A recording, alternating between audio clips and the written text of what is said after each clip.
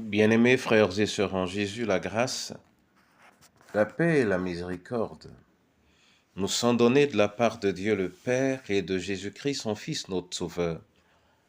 Amen. Pour notre méditation de ce jour, nous allons lire dans l'Évangile selon Matthieu au chapitre 13 et nous prendrons du verset 37 au verset 43. Avant la lecture, chantons « Seigneur, attire mon cœur à toi ». C'est le 325 dans Chant de victoire. Seigneur, attire mon cœur à toi. Je te désire tout près de moi. Ma délivrance dans le danger, c'est ta présence, divin berger. C'est ta présence, divin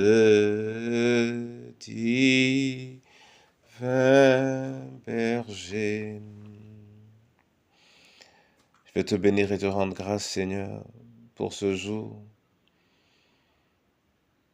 Toi qui as renouvelé en nous le souffle de vie, sois également celui qui nous conduit à travers ta parole, afin que nous nous en nourrissions. Au nom de Jésus-Christ. Amen. Matthieu 13, 37 à 43, là il est écrit: Celui qui sème la bonne semence, c'est le Fils de l'homme. Le champ, c'est le monde. La bonne semence, ce sont les fils du royaume. L'ivraie, ce sont les fils du malin. L'ennemi qui l'a semé, c'est le diable. La moisson, c'est la fin du monde. Les moissonneurs, ce sont les anges. Or, comme on arrache l'ivraie pour la jeter au feu, il en sera de même à la fin du monde.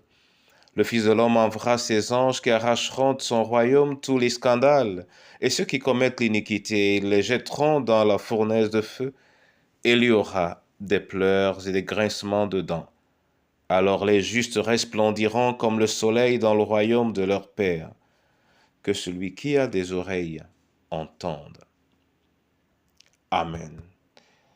Mon frère et ma sœur, ceci est l'explication de la parabole de l'ivraie, l'ivraie qui est venu pousser à côté du blé. Et l'Éternel dit bien, Jésus-Christ nous dit bien, que le champ c'est le monde. Et il est important de faire la différence entre le monde et l'Église, parce que l'Église est dans le monde, mais l'Église n'est pas du monde. Et s'il faut laisser l'ivraie pousser, c'est bien dans le monde.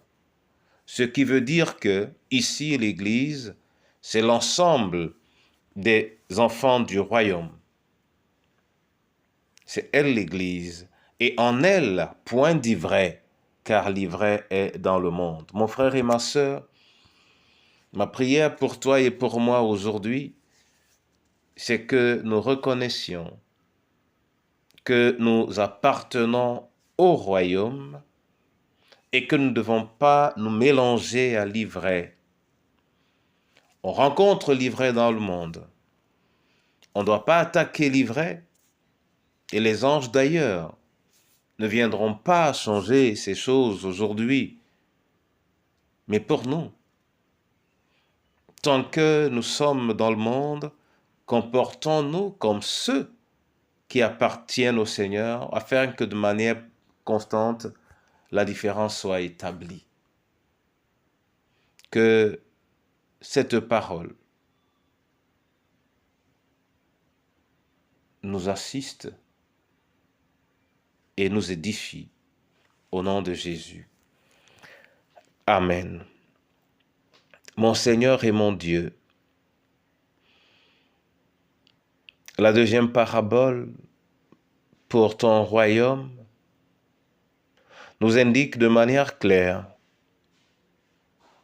que nous devons constamment faire la différence dans notre vie et être à l'image de ce que tu es.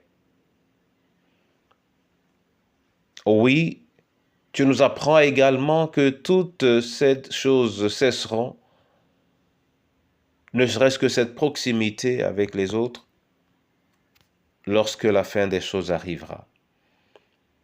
Tant que nous sommes dans le monde, nous ne ferons à cela, et c'est peut-être également l'ensemble des lieux et des espaces où l'évangélisation devrait s'orienter. Maintenant, accorde aux veuves, veufs et orphelins de savoir reconnaître leurs particularités, ceux qui te sont fidèles. À nos différentes familles, Seigneur, donne-leur de se distinguer et de ne pas s'apparenter au siècle présent. À ton Église, Seigneur, purifie-la sans cesse. Et surtout, enseigne-la. Seigneur, enseigne-la. Car sans ton enseignement, elle est perdue. Nous te rendons grâce au nom de Jésus. Amen.